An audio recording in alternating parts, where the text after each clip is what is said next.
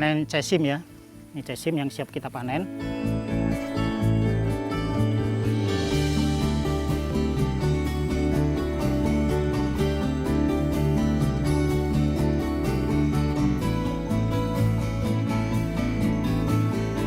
Untuk hasil dari kebun organik ini, dari godong organik ini, dulu saya bermitra dengan Agato. Ya, dari Agato itu pionir dari organik Indonesia. Dari 2011 saya udah mitra dengan Agato sampai sekarang. Nah, awal dari tahun 2020 kebetulan ada sedikit masalah, terutama di adanya pergantian manajemen dan adanya COVID.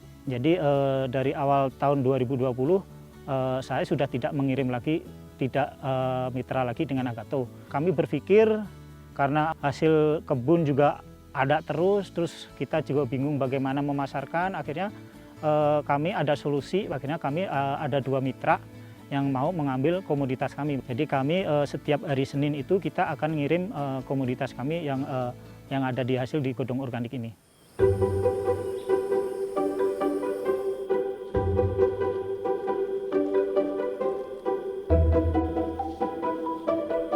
Ini untuk blok untuk lobak ya. Ini yang kita tanam jenisnya jenis daikona. Ini daikona, ini lobak. Kita cabut. Nah, ini jenisnya daikona. Memang daikona itu rada pendek ya, jadi bukan yang panjang itu. Ini daikona. Kita cabut lagi satu lagi. Nah, lobak. Ini lobak. Nah, lobak ini sebenarnya yang lebih bermanfaat itu sebenarnya daunnya ya. Ini daunnya. Daunnya ini sebenarnya ini jangan dibuang. Jadi kalau kita beli lobak itu jangan hanya umbinya, tapi daunnya kalau bisa disertakan. Karena daunnya ini bisa untuk obat. Jadi manfaatnya lebih banyak dari daun daripada umbinya. Gitu. Jadi makanya kami kalau menjual lobak itu kami akan sertakan daunnya, dan itu kami akan edukasi ke pembeli bahwa daunnya ini sebenarnya sangat bermanfaat untuk obat-obat semacam kanker atau dan lain-lain ya, itu sangat bermanfaat gitu. Terus kenapa kita tanam terus banyak rumput-rumputnya begini ya, ini berdasarkan pengalaman yang lalu. Kita dapat kunjungan dari orang luar negeri, orang Kanada negaranya. Beliau lebih suka yang memang seperti yang ada rumput-rumput begini, karena itu benar-benar menunjukkan bahwa ini benar-benar organiknya benar-benar kelihatan gitu. Jadi tolak ukurnya dari mungkin untuk bahwa itu bebas dari kandungan kimia ataupun pestisida mungkin dilihat dari sepintas itu, oh dari rumput-rumput liar ini kan gitu ya. Kalau mungkin kita pakai obat kan pasti otomatis bersih ya. Itu menunjukkan bahwa itu kadang-kadang kan bisa ada pestisida atau pupuk kimia gitu ya. Jadi kalau orang luar negeri itu kalau kita membuktikan secara lab ataupun keorganikan secara laboratorium atau secara tes itu kan itu juga cukup mahal gitu. Makanya orang luar negeri itu, orang Kanada itu lebih condong melihat secara sepintas bahwa rumput-rumput ini itu kan itu bisa menanggulangin hama-hama yang lain juga kan gitu. Makanya dia lebih condong yang kayak begini kan gitu, tempatnya yang kondisi lahannya itu tidak semuanya dibersihkan begitu. Itu yang dapat kami masukan dari orang Kanada itu.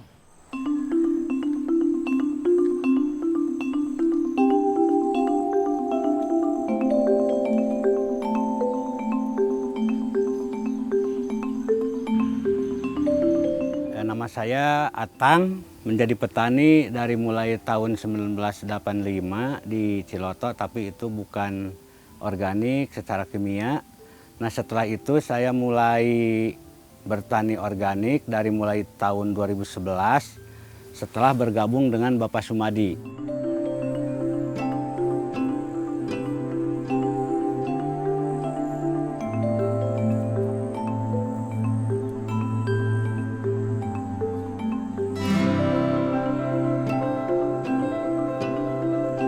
Di Ciloto dulu itu pertanian konvensional ya, menggunakan pupuk kimia, terus obat kimia, Kalau di sini di Cisuren di kelompok tani godong organik kan ini sayurannya sayuran organik, jadi tidak menggunakan kimia. Jadi itu obat-obatan alami yang dibikin obatnya hama itu dibikin dari daun-daunan gitu. Jadi sebenarnya bisa bikin sendirilah.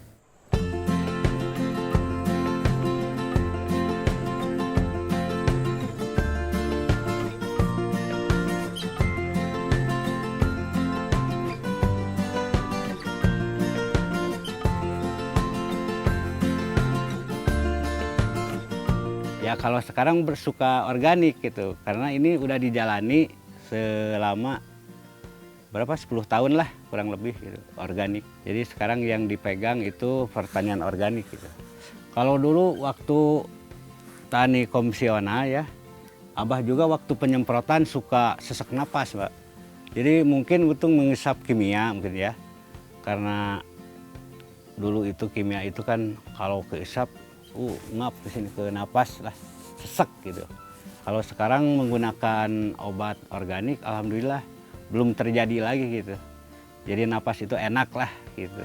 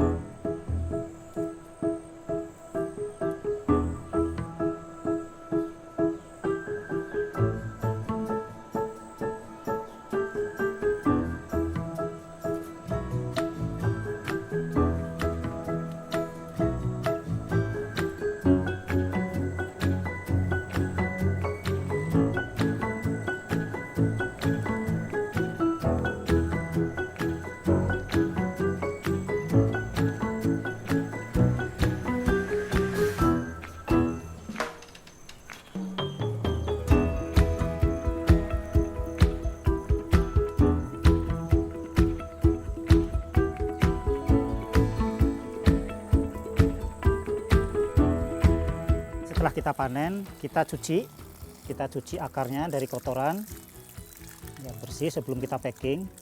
Nah, kita cuci pakai air bersih ya, air mengalir ya, sebisa mungkin kita menggunakan air mengalir. Gitu. Nah, air ini kita punya mata air langsung dari gunung ya. Ini mata airnya langsung. Jadi apa yang kita gunakan di kebun pun juga sama.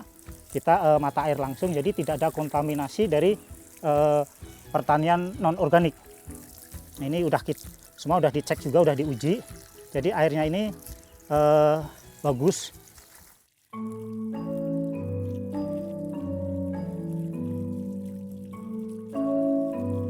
Konsep kami di sini pemasaran secara mandiri ya. Jadi kami memasarkan hasil komoditas ini dengan dengan sendiri gitu. Jadi kita ngelapak sendiri, buka lapak sendiri, kita cari konsumen sendiri gitu ya. Sambil kita jelaskan edukasi bahwa ini loh yang baik, ini loh yang tidak baik itu. Harga pun kami juga, harga itu tidak fluktuatif kan gitu, tidak seperti pasaran kan gitu. Kami harga stabil kan gitu ya. Jadi bukan harga yang sekarang ini kadang-kadang kan namanya sayuran itu harga kadang-kadang sangat rendah sekali. Kadang-kadang kesian dengan petani kalau harga sangat rendah sekali. Kadang-kadang harga tinggi sekali, oke petani untung, tapi kan konsumen juga nggak bagus juga. Makanya kita buatlah harga yang standar yang petani itu menikmati, tapi konsumen juga tidak terbebanin, begitu Pak.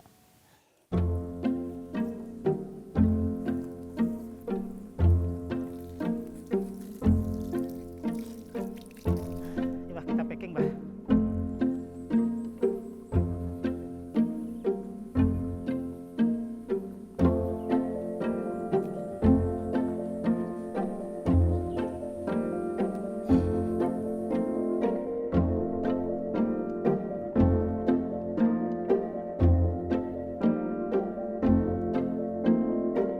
Untuk packingnya kita menggunakan kertas bekas ya, jadi bukan kertas baru. Jadi kita memang ngacunya memang ramah lingkungan. Jadi kita memanfaatkan kertas-kertas bekas macam ini, kita manfaatkan untuk sebagai packing ya, pengganti packing plastik. Waktu kita ngalapak di Dinas Pertanian Hutan, responnya sangat bagus ya dari kepala dinasnya juga mengapresiasi bahwa ini benar-benar ramah lingkungan dan gitu. Dan organik memang harus seperti ini gitu. Jadi tidak menggunakan plastik gitu. Jadi apalagi sekarang ada program dari pemerintah untuk mengurangi sampah plastik. Maka ini salah satu solusi untuk mengurangi sampah plastik. Nah, yang cukup bagus juga ya. Tampilannya juga lumayan bagus gitu ya. Tidak kalah dengan penampilan yang dimasukkan dalam plastik ya.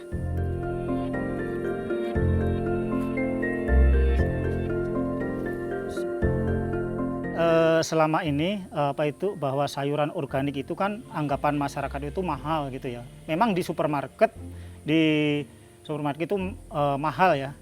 Kita lihat harganya itu cukup fantastis, tapi kita bisa mengakali atau mensiasati sayuran organik itu sebenarnya tidak harus mahal gitu ya. Ya itu tadi kita untuk tidak mahal itu kita mengurangi dari packaging. Nah, packagingnya kayak begini. Ini pun juga cukup cantik dan bisa bisa ya bersaing juga lah ya. Kita bisa bersaing juga. Ini bisa harganya lebih murah karena kita mengurangi dari packing yang dari plastik itu ya gitu ya.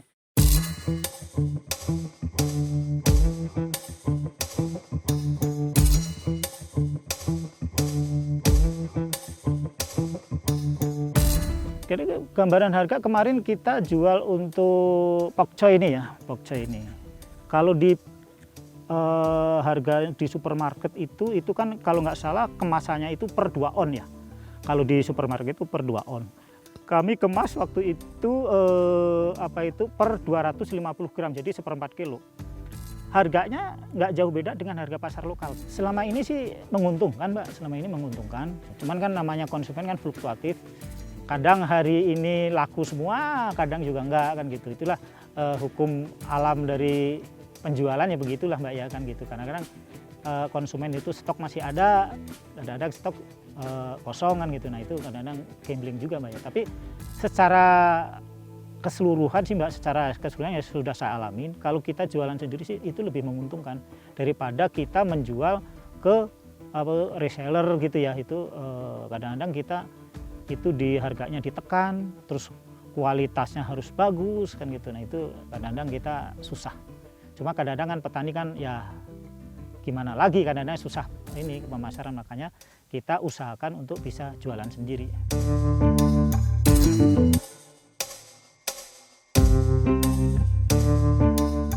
Saya berkeinginan, jadi sayuran organik ini jangan dibuat wah, jadi anggaplah ini sayuran biasa yang di pasar lokal itu ada tersedia kan gitu.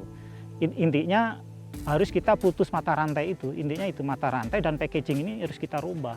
Itu makanya kemarin kita siasatin ternyata sebenarnya bisa lebih murah. Jadi semua lapisan masyarakat harus bisa menikmati sayuran organik itu, sayuran sehat itu. Jadi kami punya konsep kualitas supermarket tapi harga pasar lokal.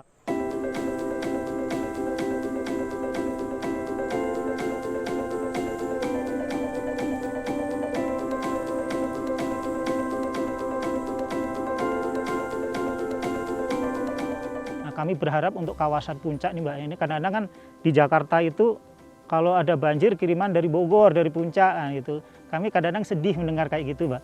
Sedangkan di sini yang punya lahan juga orang Jakarta kan gitu. Makanya kami berharap yang punya villa yang ada di puncak itu sebisa mungkin untuk menanam pohon-pohon keras kan gitu ya.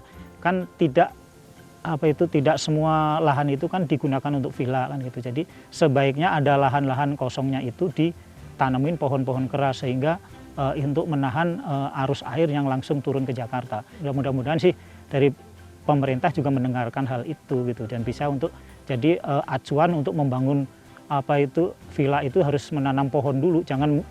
Jangan bangun villa dulu tapi harus nanam pohon dulu baru bangun villa. Kalau menurut saya sih begitu Mbak. Jadi kita juga tidak merusak alam yang ada di sini juga kan gitu, karena kalau kita merusak alam ya alam juga akan marah nantinya kan gitu. Akhirnya terjadi longsor lah apalah itu. Makanya kita tidak di tempat kami ini, lokasi kami ini tidak pernah yang namanya kena longsor Mbak. Alhamdulillah sampai saat ini karena kita mencintai lingkungan ini kan gitu. Namanya kita bergerak di bidang cinta lingkungan ya kita harus rawat dengan sebaik-baiknya begitu.